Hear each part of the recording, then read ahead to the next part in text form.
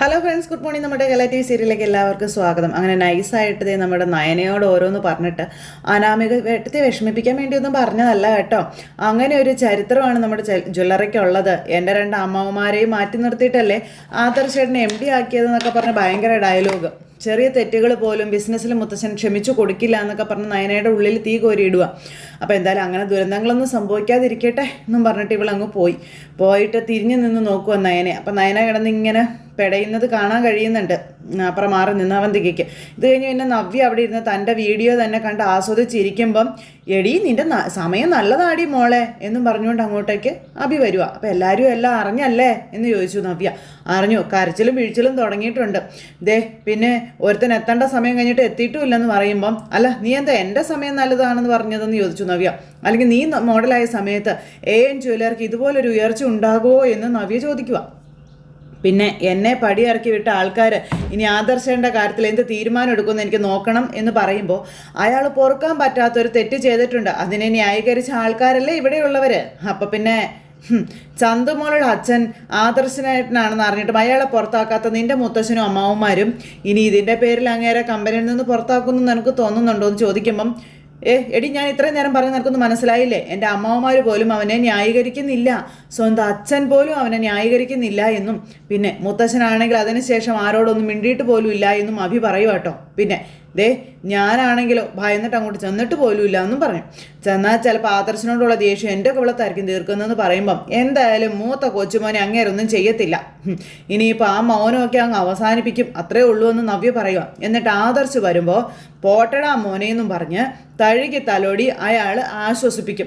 അതാ ഇപ്പം ചെയ്യാൻ പോണം, നീ നോക്കിക്കോളാൻ പറഞ്ഞു. ഇവിടെ അങ്ങനെ ചെയ്യുമെന്ന് അറിയില്ല എന്ന് അഭി അന്നേരം പറഞ്ഞു. പിന്നെ കമ്പനി തകരുന്നത് മുത്തശ്ശനെ സംബന്ധിച്ചിടത്തോളം മരിക്കുന്നതിന് തുല്യം. ഞാൻ മൂർത്തി ജ്വല്ലറിയുടെ പേരിൽ സ്വർണ്ണം വിറ്റു എന്ന് അറിഞ്ഞപ്പോൾ തന്നെ എൻ്റെ ചീട്ടങ്ങേര് കീറിയതാ. അന്ന് നിൻ്റെ അനിയത്തി എന്നെ അറസ്റ്റ് ചെയ്ത് കൊണ്ടുപോയപ്പോൾ വേണ്ടായോ എന്നൊരു അക്ഷരം പറയാത്ത ആളാണ് എൻ്റെ മുത്തശ്ശൻ. എന്നെ ഇറക്കാൻ വേണ്ടി നല്ലൊരു വക്കീലിനെ പോലും അദ്ദേഹം വെച്ചില്ല.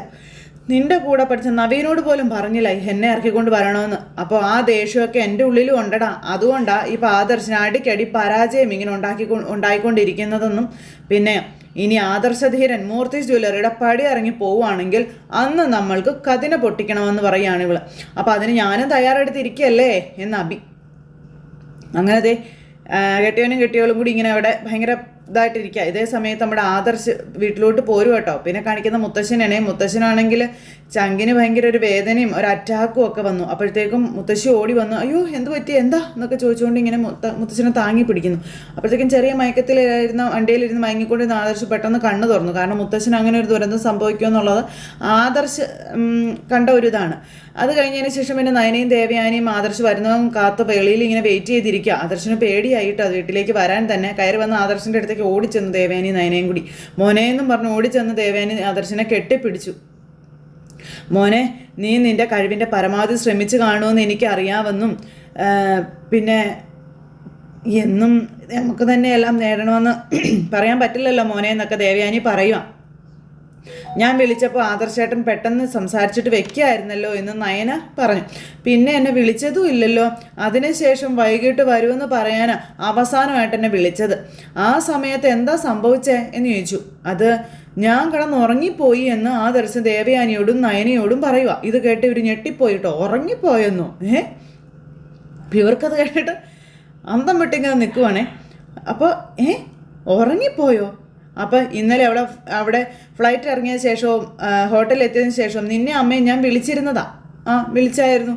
അതിനുശേഷം പിന്നീട് അമ്മയെ നിന്നെ ഞാൻ വിളിക്കേണ്ടതാ, പക്ഷെ വിളിക്കാൻ എനിക്ക് പറ്റിയില്ല എന്ന് ആദർശ് പറയൂ കേട്ടോ. പിന്നെ ഞാൻ നിന്റെ കോള് കേട്ടിട്ടാണ് ഉണരുന്നത്, അതും 11 മണിക്കാണെന്ന് ആദർശ് പറയുമ്പം ഇങ്ങനെ ഭയങ്കര ഇതായിട്ട് ഇവർ രണ്ടുപേരും അത് വിശ്വസിക്കാൻ പറ്റാതെ നിൽക്കാം. അങ്ങനെയൊന്നും നീ ഉറങ്ങുന്ന ആളല്ലല്ലോ മോനെ, നിനക്ക് എന്തെങ്കിലും ശ്വാസമുട്ടലോ മറ്റും ഉണ്ടായോ എന്ന് ചോദിക്കുമ്പം അമ്മേ എന്താ ഉണ്ടായതെന്നൊന്നും എനിക്കറിയില്ല, അമ്മേ ബോധം കിട്ടി ഞാൻ ഉറങ്ങിപ്പോവായിരുന്നു അമ്മയെന്ന് ആദർശ് ഇവരോട് പറഞ്ഞു. പരിസരത്ത് എന്താ നടക്കുന്നതെന്ന് പോലും എനിക്കറിയില്ലായിരുന്നു എന്നും ആദർശ് പറയണം.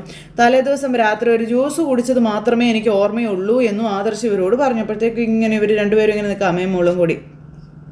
മുത്തശ്ശൻ എന്താ അമ്മയെ പറഞ്ഞെന്ന് ചോദിക്കുമ്പം മോനെ അച്ഛൻ ഇതുവരെ ഒന്നും മിണ്ടിയിട്ടില്ല, അമ്മ ചോദിച്ചിട്ട് പോലും അച്ഛൻ ഒന്നും പറയുന്നില്ല എന്നും പറഞ്ഞ് അച്ഛൻ്റെ മനസ്സിൽ എന്താണെന്ന് ഒരു പിടുത്തവും കിട്ടുന്നില്ല എന്നും പറഞ്ഞു. അപ്പോൾ എനിക്കറിയാം മുത്തശ്ശനേക്കാളും വിശ്വസിച്ച് കൊച്ചുമോൻ തല താഴ്ത്തി തിരിച്ചു വരുമ്പോൾ ആ സമയത്ത് മുത്തശ്ശൻ അനുഭവിക്കുന്ന വേദന എന്താണെന്നൊക്കെ എനിക്ക് നന്നായിട്ട് അറിയാവുന്ന ആദർശം നേരം അവിടെ തരുന്നെങ്കിൽ പറയുക. ഇപ്പം മുത്തശ്ശൻ്റെ അരികിലേക്ക് ആദർശേട്ടൻ പോകണ്ട എന്ന് പറയുമ്പോൾ പോയേ പറ്റുള്ളൂ എന്ന് പറഞ്ഞു. മുത്തശ്ശൻ മൗനമായി ഇരുന്നു എന്നല്ലേ പറഞ്ഞത്, എന്നെ കാണുമ്പോൾ ആ മൗനമൊക്കെ മാറും, മുത്തശ്ശൻ പ്രതികരിക്കുമെന്ന് പറയുക. അപ്പം ഞാൻ എൻ്റെ മുത്തശ്ശനോട് കാണിച്ചത് ചതിയാ, വിശ്വാസവഞ്ചനയാ എന്നൊക്കെ പറയുക കേട്ടോ. അങ്ങനെ സ്വയം കുറ്റങ്ങളെല്ലാം ഏറ്റു പറഞ്ഞ് നിൽക്കുകയാണ്. അമേരിക്കൻ കമ്പനിയുമായിട്ട് 5 വർഷത്തെ എഗ്രിമെൻറ്റ് സൈൻ ചെയ്ത് ഞാൻ വിജയിച്ച് വരാൻ വേണ്ടി മുത്തശ്ശനെ കൊണ്ട് ചെയ്യാൻ വേണ്ടുന്നത് മുഴുവനും മുത്തശ്ശൻ ചെയ്തതാണെന്ന കാര്യം ആദർശ് ഇങ്ങനെ പറഞ്ഞു. എന്നിട്ടും എൻ്റെ ഭാഗത്തു നിന്നുണ്ടായ വീഴ്ച അത് ആർക്കും പൊറുക്കാൻ പറ്റുന്നതല്ല എന്നും ആദർശ് ഇങ്ങനെ അവിടെ പറയുവാണ്. ഞാൻ മുത്തശ്ശനെ ഒന്ന് കണ്ടിട്ട് വരാമെന്നും പറഞ്ഞ് ആദർശ് അകത്തേക്ക് പോയി കഴിയുമ്പം നയന ദേവയാനിയോട് പറയുവാണ്, ഇതിലെന്താ ചതി നടന്നിട്ടുണ്ടല്ലോ അമ്മയെന്ന്. അപ്പോൾ ഉറപ്പായിട്ടും മോളേന്ന് ദേവയാനി പറയുക, ആരോ ഇതിൽ ചതി പ്രയോഗിച്ചിട്ടുണ്ട്. അവന് പനി വന്നാലും ശ്വാസം മുട്ടൽ വന്നാലും 7 മണിയിൽ കൂടുതൽ അവൻ കിടന്നുറങ്ങാറില്ല. അത് മോൾക്കും അറിയാവുന്ന കാര്യമല്ലേന്ന് ചോദിക്കുമ്പോൾ അതുകൊണ്ടാണ് പോകുന്നതിന് മുൻപും പോകുന്ന സമയത്തും എല്ലാം മുത്തശ്ശൻ ഓർമ്മിപ്പിച്ചുകൊണ്ടേയിരുന്നത് ചതി പിന്നിലുണ്ട് എന്നുള്ളത്. ഇത് ആരോ ആദർശനെ ടാർഗറ്റ് ചെയ്യുന്നുണ്ട് എന്ന് നയന പറയുമ്പം അത് വേറെ ആരുമല്ല മോളെ, ആ AN ജ്വല്ലറിക്കാർ തന്നെയാണെന്ന് ദേവയാനിയും പറഞ്ഞു. അവർ നമ്മുടെ ജ്വല്ലറി മാത്രമല്ല ഈ കുടുംബവും തകർക്കാൻ നോക്കുകയാണെന്ന കാര്യവും ദേവയാനി നയനയ്ക്ക് പറഞ്ഞു കൊടുക്കുക. ഇതേ സമയത്ത് നമ്മുടെ മുത്തശ്ശൻ ഇങ്ങനെ ഇരിക്കുമ്പോൾ ആദർശ് മുത്തശ്ശൻ്റെ അടുത്തേക്ക് ചെല്ലുക കേട്ടോ. മുത്തശ്ശൻ തൊട്ടരികിൽ ഇരിപ്പുണ്ട്, ഭയങ്കര കലി കയറി മുത്തശ്ശൻ ഇരിക്കുന്നു, നടക്കുന്നു, പിന്നെയും വന്നിരിക്കുന്നു, അങ്ങനെയൊക്കെ. അപ്പം ആദർശ് അങ്ങോട്ടേക്ക് വന്നു. മുത്തശ്ശിക്ക് ആദർശിനെ കണ്ടപ്പോഴത്തേനും പേടിയായി, എന്താവും എന്നറിയില്ലല്ലോ. മുത്തശ്ശനാണെങ്കിൽ ആദർശനെ നോക്കുന്നു പോലും ഇല്ല, ഇങ്ങനെ ഇരിക്കുക. അപ്പം മുത്തശ്ശി വെച്ച് എന്താ മോനെ സംഭവിച്ചേ, ആ ഡീല് നമുക്ക് തന്നെ കിട്ടുമെന്ന് മുത്തശ്ശന് നല്ല ഉറപ്പുണ്ടായിരുന്നല്ലോ, നിനക്കും ഉറപ്പുണ്ടായിരുന്നല്ലോ, പിന്നെന്താ പറ്റിപ്പോയത് എന്ന് മുത്തശ്ശി ചോദിക്കുക. അപ്പോഴും മുത്തശ്ശി ഇങ്ങനെ തല താഴ്ത്തി തന്നെ ഇരിക്കുക, ആദർശനെ നോക്കുന്നില്ല. അതുപോലെ തന്നെയാണ് ജയൻ്റെയും അജയൻ്റെയും ഒക്കെ കാര്യം. പിന്നെ എന്താ മോനെ പറ്റിയതെന്ന് മുത്തശ്ശി ആദർശനോട് ചോദിച്ചു. അങ്ങനെയുള്ള സന്ദർഭങ്ങളിലൊന്നും നീ പിന്നോക്കം പോകുന്ന ആളല്ലല്ലോ മോനെ, എന്താ സംഭവിച്ചേ നീ പറ എന്നിങ്ങനെ പറയണോ. ആദർശന് പേടിയായിട്ടും പാടില്ല.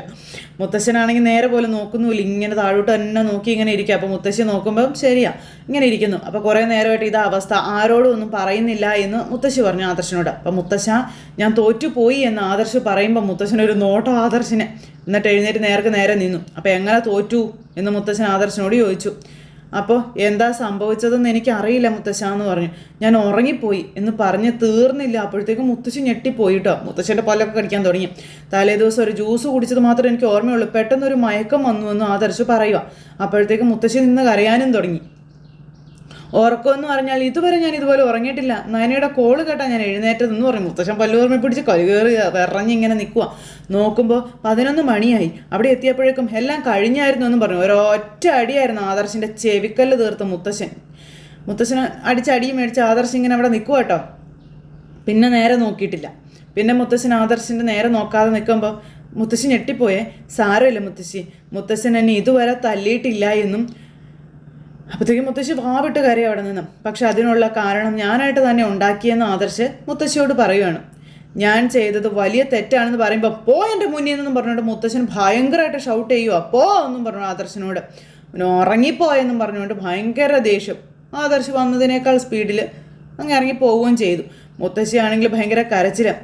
അവനിൽ ഞാൻ അർപ്പിച്ച വിശ്വാസം അവൻ തകർത്തു. ചരിത്രത്തിൽ ആദ്യമായി മൂർത്തി ജ്വല്ലറി കുത്തനെ താഴേക്ക് പോയി വസുന്ധരെ എന്ന് പറയുക മുത്തശ്ശി.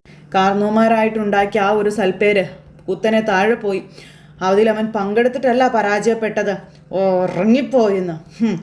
ഉറക്കില്ല ഞാൻ, ഇത് ഞാൻ പൊറുക്കില്ല എന്നൊക്കെ പറഞ്ഞിട്ട് മുത്തശ്ശൻ ഭയങ്കര ഇതായിട്ട് പറയാം. മുത്തശ്ശിയാണ് നിന്നങ്ങ് കരയും കേട്ടോ. പിന്നെ കാണിക്കുന്നത് നയനയാണെങ്കിലും അതുപോലെ മറ്റുള്ളവരും എല്ലാവരും കൂടി ഇങ്ങനെ ഇരുന്ന് സംസാരിക്കുന്നു.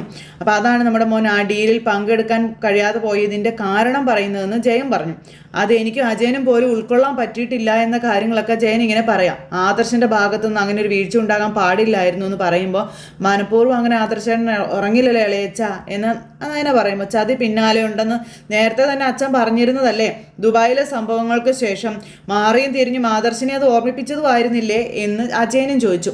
ഇടയ്ക്ക് ജയേട്ടൻ അച്ഛൻ പറഞ്ഞത് ഓർക്കുന്നില്ലേ, അവിടെ ചെന്ന് കഴിഞ്ഞാൽ കഴിക്കുന്ന ഭക്ഷണം പോലും സൂക്ഷിക്കണമെന്നല്ലേ പറഞ്ഞതെന്നൊക്കെ ചോദിക്കുമ്പോഴത്തേക്കും ആദർശ് അങ്ങോട്ടേക്ക് വന്നു. അപ്പുറം സൈഡിൽ നിന്ന് നവ്യം വരുന്നു. ആദർശേട്ടാ എന്നും പറഞ്ഞുകൊണ്ട് നയന ചെന്നു. അച്ഛൻ നിന്നെ തല്ലിയ മോനെ എന്ന് ദേവയാനി ചോദിച്ചു. തെറ്റ് ചെയ്ത വീട്ടിലുള്ള കാരണവന്മാർ മക്കളെയും കൊച്ചുമക്കളെയൊക്കെ വഴക്ക് പറയുന്നതും തല്ലുന്നതും ഒക്കെ സാധാരണയല്ലേ എന്ന് ആദർശ് ചോദിച്ചു. അപ്പോൾ ഇത് വന്ന് നവ്യ കേട്ടുകൊണ്ട് നിൽക്കുക. അവയ്ക്ക് ഇതൊക്കെ അങ്ങ് ഇഷ്ടപ്പെട്ടു. പിന്നെ ഇളയച്ചൻ പറഞ്ഞത് ശരിയാ, എവിടേക്ക് പോയാലും കഴിക്കുന്ന ഭക്ഷണം ശ്രദ്ധിക്കണമെന്ന് മുത്തശ്ശൻ ഇടയ്ക്കിടയ്ക്ക് എന്നെ ഓർമ്മിപ്പിച്ചായിരുന്നു എന്ന് ആദർശ് പറയുവാണ്. എന്നാൽ അമേരിക്കൻ കമ്പനിയുടെ PRO ആണെന്നും പറഞ്ഞൊരു പെൺകുട്ടി മുറിയിലേക്ക് വന്നപ്പോൾ എനിക്ക് അവളിൽ സംശയമൊന്നും തോന്നിയില്ല എന്നും അവിടെയാണ് എനിക്ക് തെറ്റുപറ്റിയതെന്നുള്ള കാര്യവും ആദർശ് പറയുക കേട്ടോ. അപ്പോൾ ഇവരെല്ലാവരും ഇങ്ങനെ വല്ലാത്തൊരു ഇതിലിങ്ങനെ ഇരിക്കുവാണ്. നവ്യ ഇതൊക്കെ കേട്ട് നല്ല ആസ്വദിച്ച് നിൽക്കുന്നു. ഇങ്ങനെ ഒരു പിഴവ് അഭിക്കാണ് സംഭവിച്ചതെങ്കിലോ എന്ന് കിട്ടിയ അവസരത്തിൽ ചാടിക്കയറി ചോദിക്കാം. മുത്തശ്ശനും ഈ വീട്ടിലുള്ളവരും അവനെ ഇവിടെ വെച്ച് പൊറപ്പിക്കുമായിരുന്നോ എന്നും നവ്യ ചോദിക്കുക കേട്ടോ. ആദർശേട്ടൻ്റെ പ്രവൃത്തി കാരണേ കോടികളുടെ നഷ്ട കമ്പനിക്ക് ഉണ്ടായിരിക്കുന്നത് എന്ന് നവ്യ നേരം എല്ലാവരുടെയും കേൾക്കി അങ്ങ് പറയണു. അപ്പം ഇവരാരും ഒന്നും മിണ്ടുന്നില്ല. അതൊക്കെ സഹിക്കുമല്ലേ ഇവിടെയുള്ളവർ. കാരണം അർഹതയില്ലാത്ത സമയത്ത് അമ്മാവന്മാരെ മാറ്റി നിർത്തിയിട്ട് വലിയൊരു കസേരയായി ഇയാൾക്ക് ഒരുക്കി കൊടുത്തത് ആദർശ് ഒരുപാട് പറയുന്ന അനന്തപുരിയിലെ കാരണവരെന്ന് പറഞ്ഞ നവ്യ വന്ന് കിടന്ന് തുള്ളു. അപ്പോഴത്തേക്ക് അബിയും ജലജയും മുത്തശ്ശനും മുത്തശ്ശിയും കൂടെ അങ്ങോട്ടേക്ക് വന്നു. നീ എന്തൊക്കെയാ മോളെ ഈ പറയുന്നേ എന്ന് ജലജ ചോദിക്കുമ്പോൾ അവൾ പറഞ്ഞതിൽ എന്താ തെറ്റ് എന്ന് മുത്തശ്ശൻ ചാടി കയറി ചോദിച്ചു. അപ്പോൾ എല്ലാവരും മുത്തശ്ശൻ അന്തം വിട്ട് നോക്കുക. നിന്റെ ഭാര്യ പറഞ്ഞതിൽ എന്തെങ്കിലും തെറ്റുണ്ടോടാ എന്ന് അബിയോട് ചോദിക്കുമ്പം അല്ല അത് പിന്നെ എന്നും പറഞ്ഞ് അബി ഇങ്ങനെ മുത്തശ്ശനോട് ചിന്തിക്കുക. ചെറിയൊരു തെറ്റുണ്ട് മോളെ നീ പറഞ്ഞതിൽ. അർഹതയില്ലാത്ത സമയത്തല്ല ഇവന് ഞാൻ ആ MD കസേര ഒഴിഞ്ഞു കൊടുത്തത്. ഇവൻ അർഹതയുണ്ടെന്ന് പൂർണ്ണമായും ബോധ്യപ്പെട്ടിട്ടാണെന്ന കാര്യം മുത്തശ്ശൻ പറയുവാണേ. എന്നാ ഇന്ന് ഇവൻ്റെ കഴിവുകേട് ഇവൻ തുറന്നു കാണിച്ചു എന്ന കാര്യവും മുത്തശ്ശൻ ഇങ്ങനെ പറയുന്നു. അത് കേട്ടപ്പോൾ ഈ ഭയങ്കര സന്തോഷം ജലജയ്ക്കും അബിക്കും. അതുപോലെ ദേവയാനി നനിയൊക്കെ നിന്നങ്ങ് കരയാനും തുടങ്ങി. ദുബായിലേക്ക് ഇവൻ ഫ്ലൈറ്റ് കയറിയത് അവിടുത്തെ പ്രശ്നങ്ങൾ പരിഹരിക്കാൻ വേണ്ടിയിട്ടാണെന്നും എന്നാൽ അവിടെ ഇവൻ നിസ്സഹായനായി പോയി എന്ന കാര്യം പറയുക. പിന്നെ മുൻകൂട്ടി ചതി മനസ്സിലാക്കാതെയാണ് ആദർശേ നീ അവിടേക്ക് പോയതെന്നും ദുബായിലെ ജയിലിൽ കിടക്കാതെ തലനാരിഴയ്ക്ക് നീ രക്ഷപ്പെട്ടു പോകുന്നത് നിന്റെ മിടുക്കുകൊണ്ടല്ല, അവിടെയും എൻ്റെ കഴിവ് മുഴുവനും ഞാൻ പുറത്തെടുത്തുകൊണ്ടാണ് എന്ന് മുത്തശ്ശൻ ഇവരെ എല്ലാവരുടെയും കേൾക്ക പറയുന്നു. അതിനുശേഷം ഈ വീട്ടിനകത്ത് എത്ര തവണയാണ് അടച്ചിട്ട മുറിയിൽ നമ്മൾ ഒരുമിച്ചിരുന്ന് സംസാരിച്ചത് എന്ന് മുത്തശ്ശൻ ആദർശനോട് ചോദിക്കണം. നിന്റെ അച്ഛനും ഇളയച്ചനും അതിന് സാക്ഷിയല്ലേടാന്ന് ചോദിച്ചു. അപ്പോൾ അതേ അച്ഛാന്ന് ജയം പറഞ്ഞു. അപ്പോൾ അല്ല അജയാന്ന് അച്ഛൻ ചോദിച്ചപ്പോൾ അതേന്ന് പറഞ്ഞു. അപ്പോഴൊക്കെ ഞാൻ എന്താടാ നിന്നോട് പറഞ്ഞത്? അപ്പോൾ ഏതോ ഒരു ശത്രു പിന്നാലെ ഉണ്ടെന്ന് അച്ഛൻ എപ്പോഴും പറയുമായിരുന്നു. ആണല്ലോ, ഞാനും എൻ്റെ കാരണവന്മാരും കമ്പനി വളർത്തിക്കൊണ്ടിരിക്കുമ്പോൾ എതിരാളികളുമായി ആരോഗ്യപരമായിട്ടുള്ള മത്സരമേ ഉണ്ടായിട്ടുള്ളൂ എന്ന് നിന്നോട് പലതവണ ഞാൻ പറഞ്ഞിട്ടുള്ളതല്ലേ എന്ന് മുത്തശ്ശൻ ആദർശനോട് ചോദിച്ചു. പിന്നെ എന്നാൽ ഇപ്പോൾ അതല്ല സ്ഥിതി. നമ്മൾ ഭയക്കാനും മാത്രം വളർന്നൊരു ശത്രു ഈ കുടുംബത്തിലുപരി നിന്റെ പിന്നാലെ ഉണ്ടെന്ന് നീ മനസ്സിലാക്കണമെന്ന കാര്യം ആദർശനോട് മുത്തശ്ശൻ പറയുക. അപ്പോഴേക്കും അബി ഇങ്ങനെ നോക്കുക കേട്ടോ ആദർശിനെ ഭയങ്കര സന്തോഷത്തോടു കൂടി. അതുപോലെ തന്നെ ജലജയും ഭയങ്കര തെളിഞ്ഞങ്ങ് നിൽക്കുക രണ്ടുപേരും. അതുകൊണ്ടാണ് യാത്രകൾ പോകുമ്പോൾ കഴിക്കുന്ന ഫുഡിൽ പോലും ശ്രദ്ധ വേണമെന്ന് ഞാൻ പറഞ്ഞതെന്നുള്ള കാര്യം ആദർശനോട് പറയാം. എന്നിട്ടും ഒരു പെൺകുട്ടി കൊണ്ടുവന്ന ജ്യൂസും കുടിച്ചത് നിനക്കറിയാവോ? ഉറങ്ങിപ്പോയെന്നവൻ അടുത്ത ദിവസം രാവിലെ 11 മണി വരെ എന്നും പറഞ്ഞ് മുത്തശ്ശൻ ഇങ്ങനെ നിൽക്കുക. നീ ഉറങ്ങിയാലേ മൂർത്തി ജ്വല്ലറി എന്നേക്കുമായി ഉറങ്ങുമെന്ന് എതിരാളികൾക്ക് അറിയാവുന്ന കാര്യം മുത്തശ്ശൻ ഇങ്ങനെ പറയുക. എടാ അജയ, ഷെയർ മാർക്കറ്റ് അനലൈസ് ചെയ്യുന്ന ചാനൽ വെക്കാൻ പറഞ്ഞു. മൂർത്തി ജ്വല്ലറി ഇന്ത്യയിലെ നമ്പർ 1 ജ്വല്ലറി ആയതുകൊണ്ട് നമ്മുടെ ജ്വല്ലറിയിൽ നടക്കുന്ന ചെറിയ ചെറിയ പ്രശ്നങ്ങൾ പോലും വാർത്തകളാകുമെന്ന കാര്യം മുത്തശ്ശൻ പറയാം. എന്നാൽ ഇന്ന് അതുപോലെയല്ല വാർത്ത വന്നിരിക്കുന്നത്. ആരോ പൈസ കൊടുത്ത് ചാനലുകാരെ കൊണ്ട് വാർത്തകൾ പടച്ചുണ്ടാക്കിയിരിക്കുകയാണെന്നുള്ള കാര്യം മുത്തശ്ശൻ പറയുക.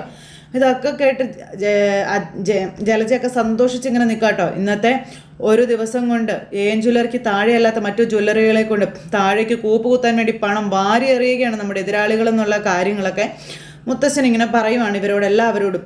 5 വർഷത്തെ ഡീലാണ് ആ US ജ്വല്ലറിയുമായിട്ട് ജ്വല്ലറി സൈൻ ചെയ്തിരിക്കുന്നതെന്നുള്ള കാര്യവും മുത്തശ്ശൻ പറഞ്ഞു. എന്താ ഒരു സന്തോഷമെന്നറിയാവേ അവർക്ക്. അതുകൊണ്ട് തന്നെ എത്ര ലക്ഷങ്ങൾ വേണമെങ്കിലും അവർക്ക് ചിലവാക്കാം. ആ ലക്ഷങ്ങൾ ചിലവാക്കുമ്പോൾ അവർ കളം പിടിക്കുകയാണെന്നും ദുബായിൽ മാത്രമല്ല മുംബൈയിൽ കേരളത്തിൽ എല്ലായിടത്തും അവർ കളം പിടിച്ചു എന്നൊക്കെ ഇങ്ങനെ മുത്തശ്ശൻ പറഞ്ഞു. അതാച്ചാന്നും പറഞ്ഞുകൊണ്ട് ജയൻ ന്യൂസ് വെച്ച് കാണിച്ചും കൊടുത്തു. അപ്പോൾ 120-ൽ നിന്നും മൂർത്തീസ് ജ്വല്ലറി ഷെയർ കൂത്തന്നെയാണ് താഴേക്ക് പോയിരിക്കുന്നത്. അങ്ങനെയൊക്കെ ഓരോ കാര്യങ്ങളെല്ലാം പറഞ്ഞു വാർത്ത. അപ്പോൾ ഇതൊക്കെ കേട്ട് കഴിഞ്ഞപ്പോഴത്തേക്കും എല്ലാവരും നടുങ്ങി നിൽക്കുക. അപ്പോൾ അങ്ങനെ ഓരോ കാര്യങ്ങൾ ഇനിയിപ്പം വലിയൊരു രോഗത്തിൽ നിന്ന് മുക്തനായെങ്കിലും വാർദ്ധക്യത്തിൽ അവശതയുള്ള എന്നെ വേദന അറിയാതെ കൊല്ലുന്നതായിരുന്നടാ നല്ലത്, ഇതിലും ഭേദം എന്നൊക്കെ മുത്തശ്ശൻ ഇങ്ങനെ പറഞ്ഞപ്പം എന്തൊക്കെയാ ഇദ്ദേഹം പറയുന്നതെന്ന് ചോദിച്ചു മുത്തശ്ശി. വസുന്ധരെ, നമ്മളൊന്നിച്ചിട്ട് എത്ര വർഷമായി? 52 വർഷം. ഇതിനോടകം എപ്പോഴെങ്കിലും ഇതുപോലൊരു വാർത്ത താൻ കേട്ടിട്ടുണ്ടോ? മൂർത്തി ജ്വല്ലറി തകർന്നു എന്ന് താൻ എപ്പോഴെങ്കിലും കേട്ടിട്ടുണ്ടോ എന്നാണ് എൻ്റെ ചോദ്യം എന്ന് മുത്തശ്ശൻ ദേഷ്യപ്പെട്ട് മുത്തശ്ശിയോട് ചോദിക്കണം. ഞാൻ അങ്ങനെ ഇന്നേ വരെ കേൾപ്പിച്ചിട്ടുണ്ടോ? എൻ്റെ കാരണവന്മാരത് കേൾപ്പിച്ചിട്ടുണ്ടോ എന്നൊക്കെ ചോദിക്കാം. അതെല്ലാം കേട്ട് കഴിഞ്ഞപ്പോഴത്തേക്കും നയനയ്ക്കും ആദർശനും ദേവയാനിക്കൊക്കെ ഭയങ്കര ദേവയാനി നപ്പിയിൽ നിന്ന് ഭയങ്കര ചിരിയാ. പിന്നെ നിന്റെ കരണത്തെ ഞാൻ അടിച്ചു, എന്നാൽ നിന്റെ പ്രവൃത്തി കാരണം എൻ്റെ ഹൃദയം കീറി മുറിഞ്ഞിരിക്കുകയാണെന്ന കാര്യവും മുത്തശ്ശൻ ഇങ്ങനെ എല്ലാവരുടെയും കേൾക്കെ നമ്മുടെ ആദർശനോട് പറയുന്നു. അപ്പോൾ ഇത് കേട്ട് ആദർശം ഇങ്ങനെ ഞെട്ടി നിൽക്കുന്നിടത്ത് ഇന്നത്തെ നമ്മുടെ കഥ അവസാനിച്ചിട്ടുള്ളത്. അപ്പോൾ എല്ലാവരും കാത്തിരുന്ന് കാണണം കേട്ടോ. എല്ലാവർക്കും നല്ലൊരു ദിവസം ആശംസിക്കാനേ. ടാറ്റാ.